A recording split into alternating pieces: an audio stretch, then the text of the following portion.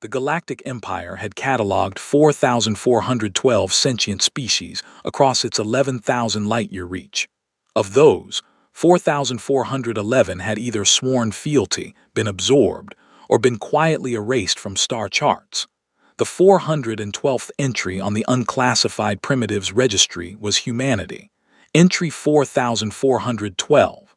The very last page. Admiral read the entry once, on a slow Tuesday aboard the Imperial Command Station Velith, and never thought about it again. Homo sapiens, designation Class 3 primitive, threat rating negligible, homeworld, Sol-III colloquially Earth, single system civilization, bipedal carbon-based life forms with a recorded history of approximately 6,000 years, technologically pre-emergence, current status, passive observation only. Passive observation.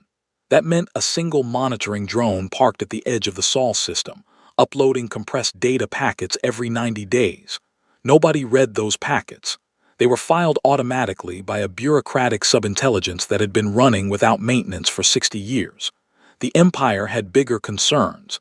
The Keth sovereignty was rattling its border fleets again, and 3 colony worlds in the outer reaches had fallen behind on tribute. Humanity was background noise. Less than that, actually. Background noise implied someone could hear it. Analyst third class Jorian Pell had been trying to get someone to read her report for 11 months.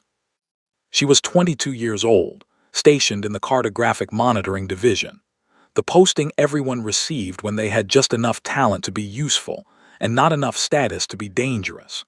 She sat in a gray cubicle on level 14 of Command Station Velith, surrounded by data streams from 47 primitive civilizations, and she had been watching Sol-III with growing alarm since the previous autumn. The energy readings were wrong. Not catastrophically wrong. Not obviously wrong.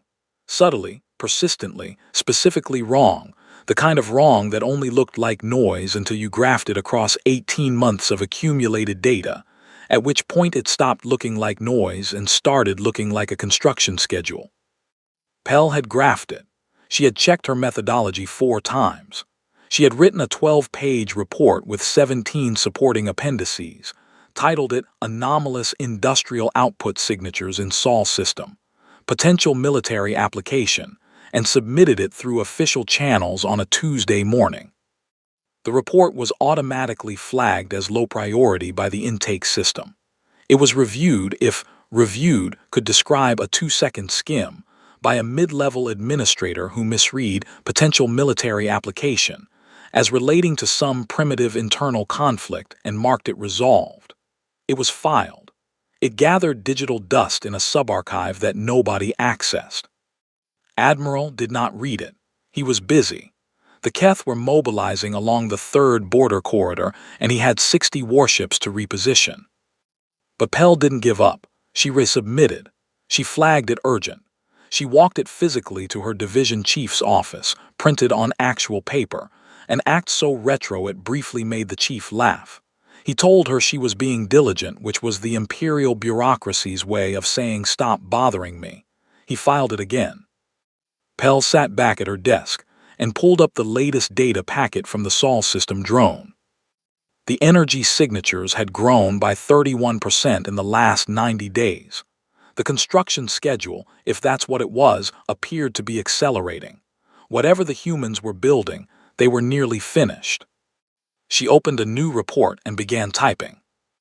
The Galactic Empire, vast and ancient and utterly certain of its own permanence, continued its business. Trade routes were managed. Tribute was collected. Wars were won against enemies who knew they were enemies. Nobody looked at Sol-III. Nobody thought to wonder what a species classified as negligible had been doing in quiet, uncatalogued privacy for the past decade. Nobody asked what happened when a civilization spent 60 years watching an empire, studying it, mapping it, learning its language, cataloging its weapons, before building something capable of saying hello on its own terms. The drone at the edge of the Sol system filed its next data packet. Nobody read it. The ship was ugly. Captain Yara Osai knew it, and she didn't care.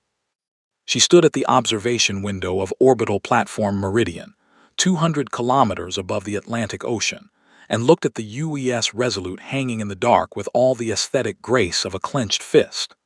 The vessel was 847 meters long and built with the single-minded philosophy that had guided every ship the United Earth Sovereignty had ever put to sea, orbit, or deep space. It did not need to be beautiful. It needed to survive.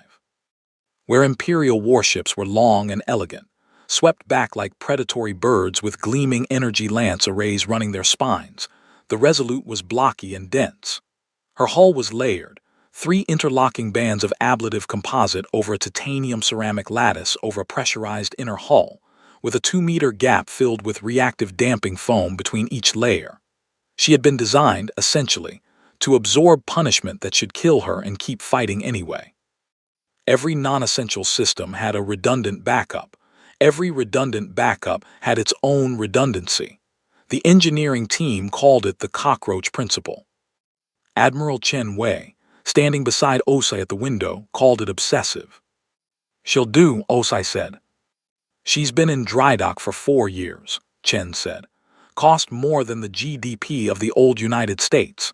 The Senate is still arguing about whether we should have built her." "The Senate argued about whether we should have fire," Osai said. "We built her." Chen was quiet for a moment. "You understand what you're flying into?" "Charted space, Imperial border territory, yes. They will see you as primitive." "Good." She said it simply, without bravado, and that simplicity was the thing that made Chen go quiet again. Yara Osai was 44 years old, the daughter of a Ghanaian aerospace engineer and a Finnish naval architect. She had spent 20 years in Earth's pre-Resolute space forces, commanding increasingly capable vessels against increasingly hostile Imperial border patrols that humanity had been quietly enduring for a decade. Probes that came too close, signal jammers, one outpost on Europa that was simply gone one morning, no explanation given. She had spent those 20 years studying how the Empire fought. She had written 3 tactical manuals on the subject. The Resolute's combat systems had been designed, in significant part, around her specifications. The Empire had never met a culture that did homework like humanity did homework. 3 hours later, Osai walked the length of the Resolute's main corridor, all 340 meters of it, speaking to her crew by name. She knew 1,100 of the 1,847 people aboard personally. She had served with many of them. She stopped at engineering to review the plasma coupling modifications with Chief Engineer Tanaka, who had barely slept in 4 days, and was vibrating with the particular energy of someone whose life's work was about to be tested.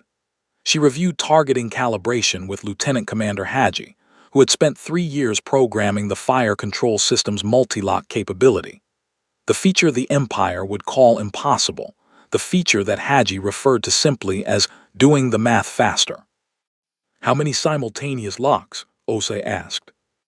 "Clean locks on 12 targets in 11 seconds, Haji said. "Give me 20 seconds, I can do 16. "What does the Empire's best ship manage?" "Multi-lock of 4 targets, 6-minute cycle." Osei nodded slowly. "Don't tell anyone that number." "Aye, Captain." She went to the bridge. She sat in her chair. She looked at the stars through the forward viewport, the vast, Empire-ruled dark that had swallowed 6 other civilizations in the past century. "UES Resolute, this is Meridian Control," the platform's launch controller said over comms. "You are cleared for departure. Good luck out there." Osei keyed her mic. "Thank you, Meridian, we won't need it." The Resolute's engines lit. She moved not gracefully, not elegantly, but with a deep, purposeful, unstoppable momentum. 3,000 kilometers away, an Imperial patrol frigate on routine border surveillance scanned the departing vessel, assigned it a threat rating of 0, and filed a routine report. Primitive vessel, single hull signature, no recognized weapons configuration, no threat detected. The patrol frigate moved on. Lord Captain Serev had commanded the 7th Imperial Border Squadron for 9 years, and in those 9 years nothing interesting had ever happened.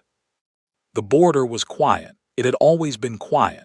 The Empire's presence alone was sufficient to maintain order. The sheer weight of its history, its fleet strength, its reputation for decisive and disproportionate response kept the primitive civilizations in the outer territories docile and the chartered lanes clear. Serev's job was presence. He showed up. He was seen. He reported nothing to flag. He collected his pay grade and drank expensive Keth-sourced wine in his private cabin, and dreamed of a transfer to the inner systems, where the real imperial politics happened. Then his sensor operator told him about the ship. Unregistered vessel, Lord Captain, moving on an intercept vector from the Sol system. Serev looked up from his wine. Sol system, the primitives. Yes, sir. The vessel is large, approximately 800 meters, unusual hull configuration, no matching entry in the registry. Because they've never built anything capable of deep space transit before, Serev said. He set down his glass. He wasn't alarmed. He was mildly curious, the way a man is curious about a dog that's learned a new trick. Hail them. The hail went out in Imperial Standard, the language of civilized space, the language every spacefaring species learned within 3 years of first contact, because learning it was effectively mandatory if you wanted to trade, negotiate, or be treated as something other than livestock. The response came back in flawless Imperial Standard. Every officer on Serev's bridge looked at each other. How long have they spoken our language? His first officer, Subcommander Leth, asked quietly. Apparently longer than we thought, Serev said. He leaned forward and keyed his own mic. Unregistered vessel from the Sol system. You are operating in chartered Imperial space without registry or permission. Identify yourself and state your intentions. The response was immediate calm and carried a quality that Serev couldn't quite identify at first. Something in the cadence, the complete absence of deference that made the hair on the back of his neck rise slightly before he dismissed the feeling. This is the UES Resolute, representing the United Earth Sovereignty. We're here to introduce ourselves properly. We've been waiting for an appropriate opportunity. Waiting, Leth repeated under his breath. Serev almost smiled, primitives with confidence. It happened, occasionally small species that didn't understand the size of what they were talking to. It was almost endearing.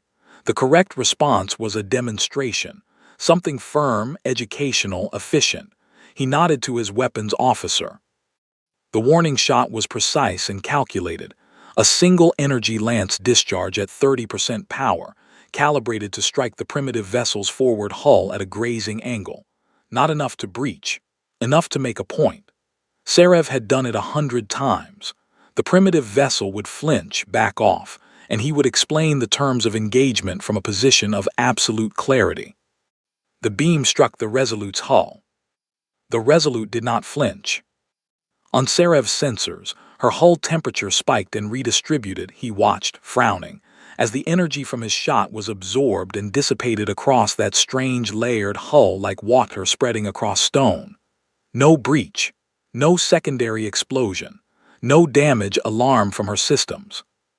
There was a pause of exactly 4 seconds. Then the Resolute's weapons powered up. Serev's smile went away. He watched his sensor readout. He waited for what his intelligence files told him should happen, a primitive targeting cycle, several minutes at minimum, a single weapon at a time, predictable and manageable. Instead, his threat board lit up like a festival. Every ship in his squadron, all 6 of them, received the alert simultaneously, in the same second, as if the universe itself had decided to deliver the news all at once. Human vessel, WAPONS lock confirmed, all TARGTS. Serev stared at the display, then he looked at Leth. Leth's face had gone the color of old ash. That's impossible, Leth said. Serev said nothing. The lock held, perfectly stable on all 6 of his warships. On his weapons console, the numbers told a story he didn't want to read. 11 seconds. The human ship had achieved simultaneous multilock on his entire squadron in 11 seconds. His own fleet's best warship required 6 minutes. His wine, forgotten on the console, slowly rolled off the edge and shattered on the floor. The signal propagated through the Imperial border network at light speed and arrived at Command Station Velith in 47 minutes. Admiral was in a briefing about the Keth situation when his aide stepped into the room, which was something his aide had never done before, because his aide understood very clearly that interrupting an admiral's briefing was a career-ending event. Verkthal looked at the man's face and stopped talking mid-sentence. "What is it?" His aide handed him a data slate without speaking. The briefing room went quiet. Verkthal read the first 3 lines of Serev's emergency transmission. Then he read them again. Then he set the slate down very carefully on the table as though it might break and looked at the wall for a moment. Emergency Priority Alpha, 7th Border Squadron, Sol System Primitive Vessel Designation UES Resolute achieved simultaneous weapons lock on all squadron vessels. Lock duration, sustained. Lock achieved in 11 seconds. Empire record, 6.2 minutes. Request immediate guidance. "All vessels?" someone asked. "All 6, Verkthal said. The room made a sound, not quite a gasp, something more controlled than that, the sound of a dozen trained Imperial officers reordering their understanding of a situation in real time. The Keth briefing was over. It didn't matter anymore. Verkthal pulled up his own screen and dug into the live sensor feed relaying from Serev's squadron. The lock was still active. The Resolute had been holding it for 11 minutes now, through what appeared to be active evasive maneuvering from the border ships. It was not degrading. It was not drifting. It was not the kind of lucky glancing detection his analysts would, in a few hours, desperately try to claim it was.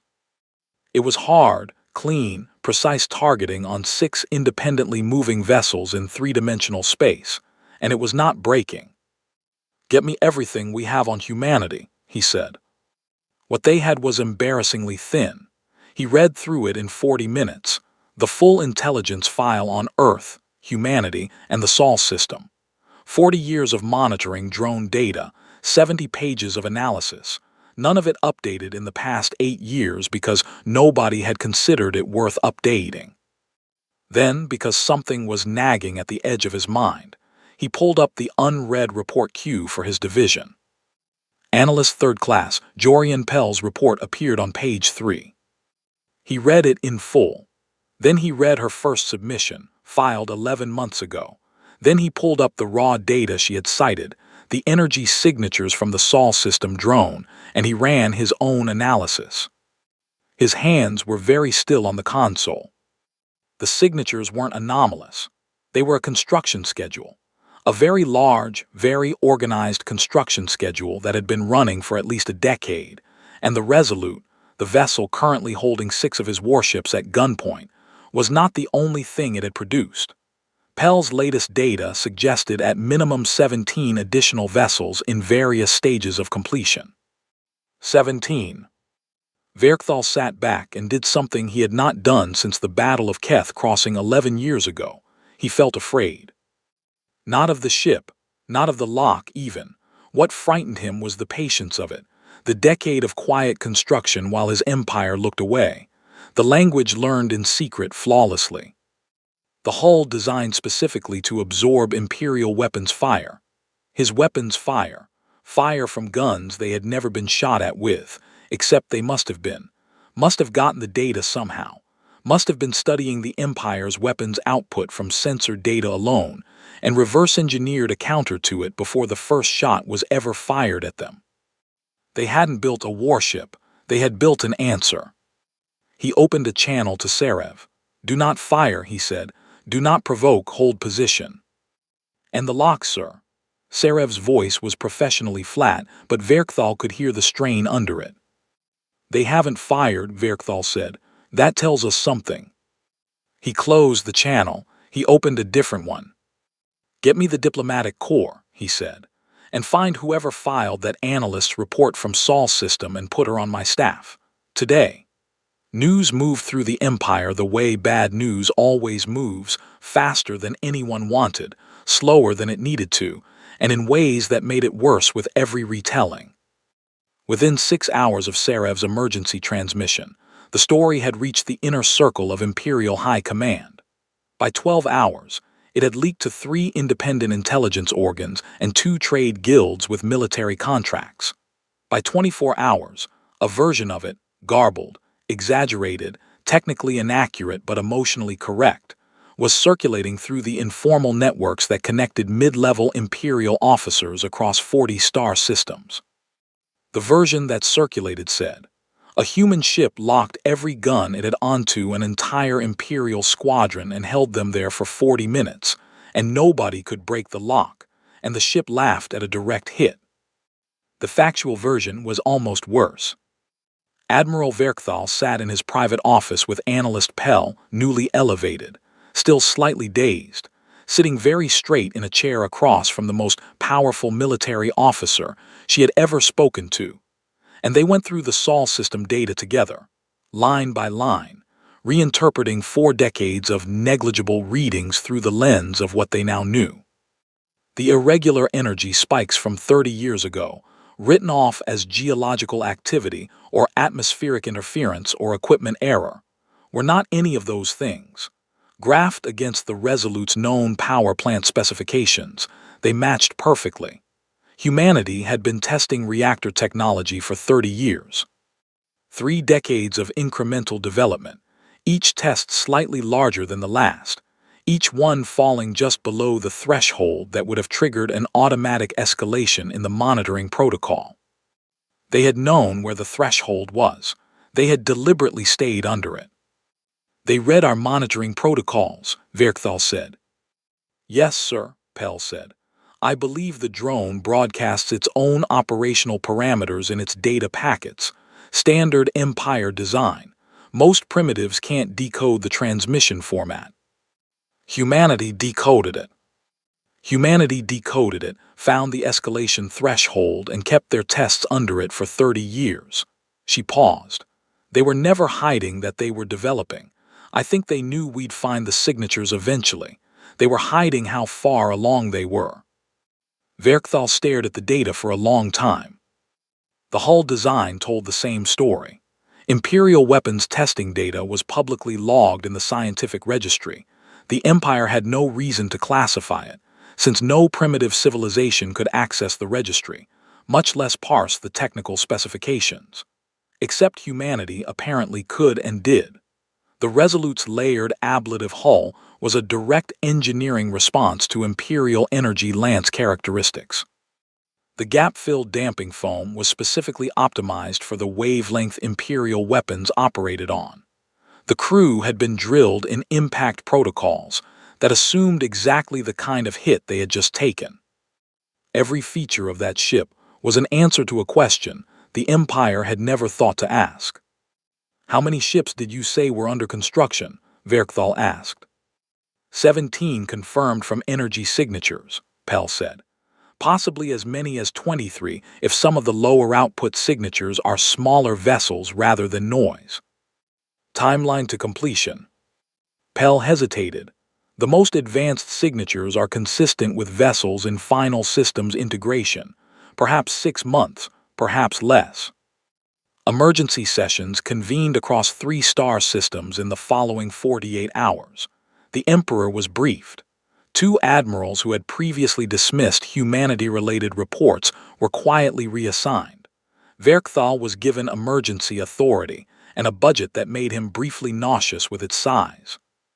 And in a gray cubicle that no longer existed, because Analyst Pell had been moved to a corner office with a window, the unread data packets from the Sol system drone continued to arrive, every 90 days, now finally read by someone who understood what they said. They said, "We have been ready for quite some time. We were waiting for you to notice." Sarev made his decision at hour 3. He told himself later that it was tactical, that he had received no clear orders, that the situation demanded decisive action, that a single primitive vessel damaged, far from home, with no support, could not realistically sustain a fight against 12 Imperial warships, regardless of whatever clever trick it had pulled with its targeting system. He told himself these things, and they were technically true, and they were completely wrong about what mattered. The real reason was that he couldn't stand it anymore.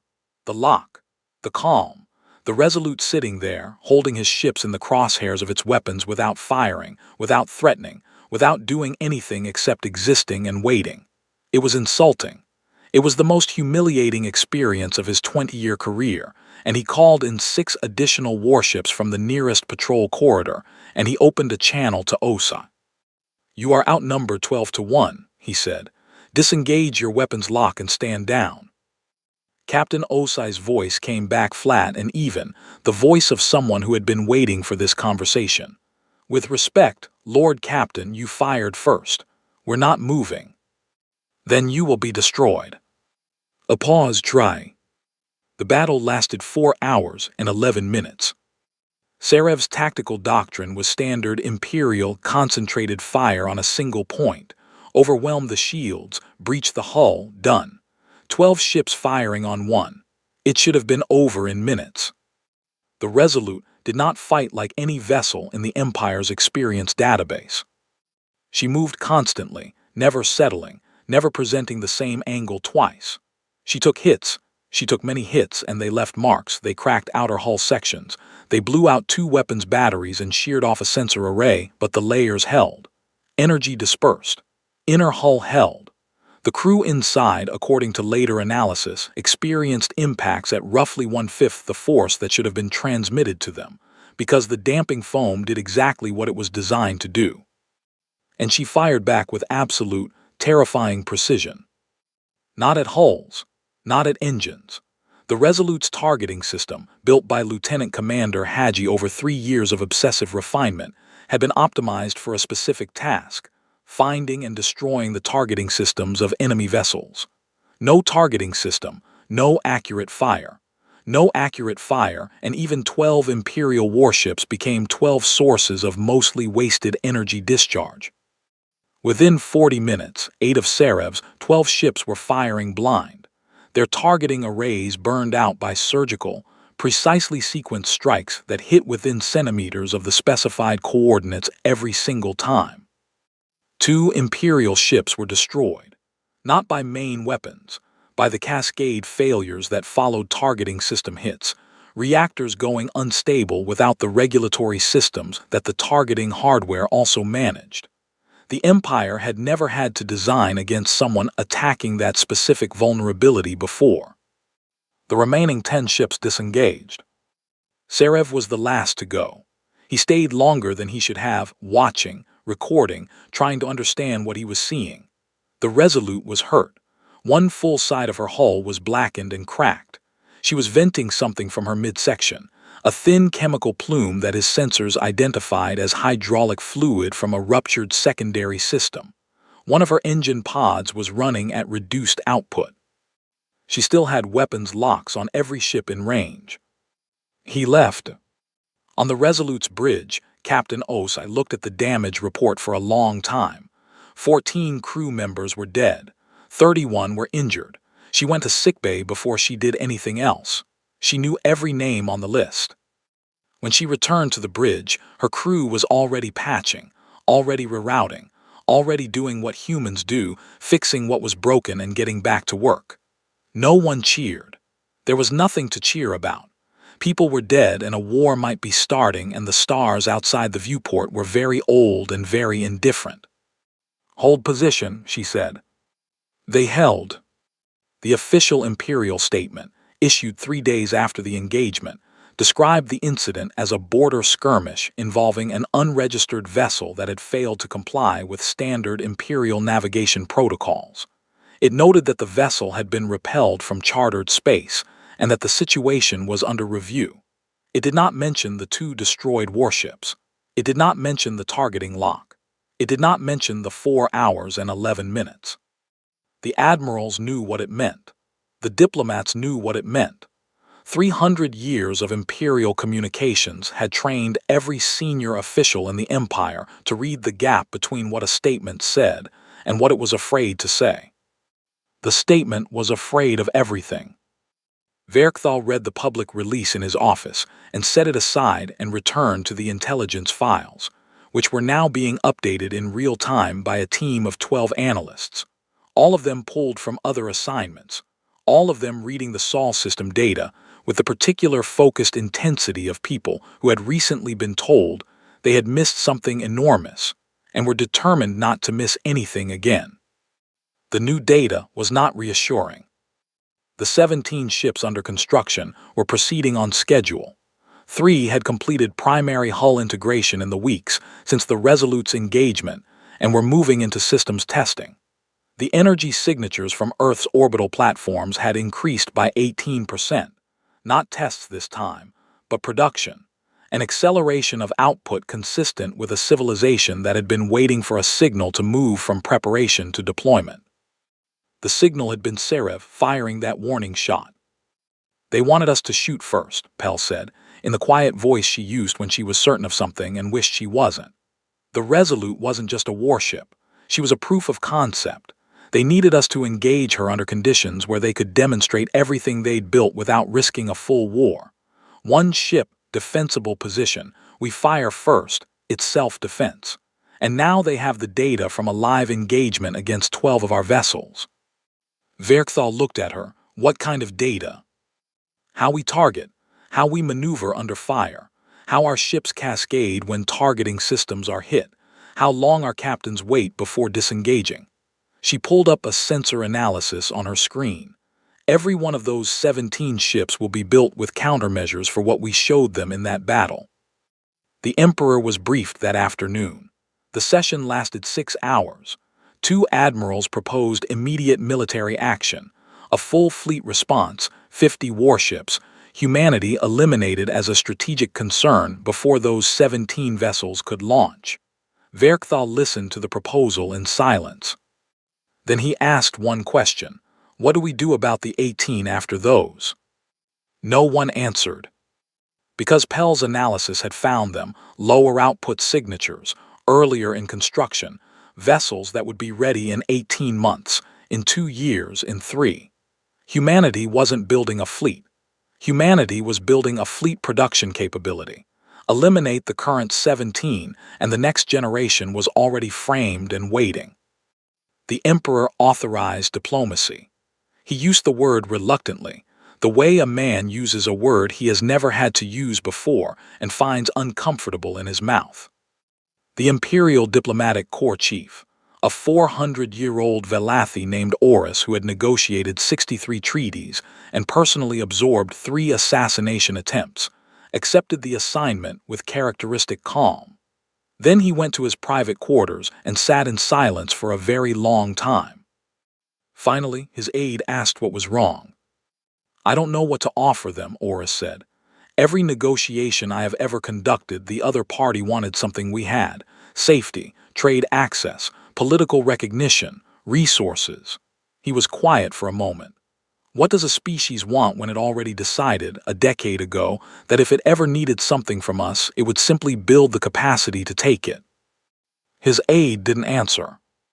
Oris began to prepare his brief. He suspected it would be the most unusual negotiation of his career. He suspected that was an understatement. The meeting was held on Waystation Helix, a neutral platform in unclaimed space between the Imperial border and the Sol system, humanity's choice of venue, a detail that Oris noted and filed carefully. Neutral ground, equidistant, no Imperial home field advantage. They had named the location. They had set the time. They had sent the coordinates in Imperial standard with perfect grammar, and a postscript that specified, politely, but without room for interpretation, that they would prefer Lord Captain Serev not be part of the Imperial delegation. Serev was not part of the delegation. Oris arrived to find that Waystation Helix had been recently refurbished. Not lavishly, cleanly, functionally, with the particular efficiency of people who respect their own time. The meeting room had 2 flags on the wall: the Imperial Seal, which Oris's team had sent specifications for, and the United Earth Sovereignty banner, which he was seeing for the first time. A blue sphere on black, encircled by a ring of 17 stars, one, he realized, for each of the spacecraft that had been completed in the months since the Resolute's engagement. Not 17 in aspiration, 17 already built. Captain Yara Osai was waiting for him. She was not in dress uniform. She was in her working clothes, the deep gray of an active duty officer, rank pins on the collar, a small scar along her left jaw that medical technology could have erased, but that she had apparently chosen to keep. She shook his hand in the human fashion which he had studied and managed correctly, and she gestured to the table. "Thank you for coming," she said. "The Emperor sends his regards," Oris said. Osei smiled slightly. It was not an unfriendly smile. "I'm sure he does." They sat. Osei's delegation was small, 4 people, all military, all with the quiet, focused energy of individuals who had come to a meeting they had been preparing for since before Oris was told the meeting existed. He placed his documents on the table. She placed one. A single page. "We kept it simple," she said. He read it. It took 4 minutes. When he was finished, he read it again, more slowly, because diplomacy had taught him that the shape of a document was as important as its content. He looked for traps and concessions and ambiguities that could be exploited later. There were none. It was not a treaty of submission. It was not a peace accord framed in imperial legal language that quietly maintained the empire's superior position. It was, exactly as she had described it, a list of conditions. Humanity required formal recognition as a sovereign civilization. Humanity required the immediate cessation of all surveillance operations in the Sol system. Humanity required economic access to imperial trade lanes on equal terms. And humanity required a formal commitment that no member of the Galactic Empire would fire on a United Earth sovereignty vessel without first receiving hostile fire. "That's everything?" Oris asked. "That's everything," Osei said. "You could have asked for more." "We know." She folded her hands on the table. "We're not interested in Empire ambassador. We never were. We're interested in being left alone and treated as equals. Those are different things." Oris thought about the 17 ships, about the 18 under construction behind them, about the decade of patient, invisible preparation, about a targeting system that had achieved in 11 seconds what the Empire's best hardware required 6 minutes to accomplish, and the 3 years of obsessive refinement that had built it, and the engineer who had built it, who was probably sitting in a facility on Earth right now working on the next version. He thought about what Verkthal had said to him before he left. They built an answer. That means they read the question. Make sure we're asking the right one going forward. He picked up the pen, a physical pen, another human custom, and he found to his mild surprise that he respected it, and he signed. Osei witnessed his signature and then signed her own name below it, the letters of it clean and unhurried, the signature of a woman who had been waiting to write it for a long time. Outside the meeting room's single viewport, space was dark and very still. Somewhere in that dark, the UES Resolute was docked at a repair platform 3 hours away, her hull still showing the marks of the battle that had brought everyone to this table. Os had declined the offer of a new hull plating job before the meeting. The scars, she had said, were fine where they were. Oris stood and offered his hand again. "I think," he said carefully, "that this is the beginning of a complicated relationship." "Probably," Osei agreed. She shook his hand. "But it's a real one." The galaxy would not forget the 11 seconds. That number circulated in Imperial tactical briefings for the next generation of officers, not as a source of embarrassment, eventually, but as a lesson. A civilization that had been classified as negligible background noise, not worth watching, had spent 60 quiet years watching back. They had studied every weapon, mapped every protocol, learned every language, and built, in careful, unhurried silence, the capacity to meet the most powerful empire in the known galaxy on equal terms. They had not fired first. They had not needed to. And when the time came to speak, they had spoken plainly, without rage and without apology, in perfect imperial standard, with a single page of conditions, and the patience of a species that had always known this day was coming, and had simply made sure they were ready for it. The Empire signed. The stars did not particularly care. But 11 seconds became, in the years that followed, the informal motto of the United Earth Sovereignty's Deep Space Fleet, stamped on hull plates, spoken at commissioning ceremonies, written in the margins of tactical manuals. 11 seconds. Know your target, hold your fire, make it count. And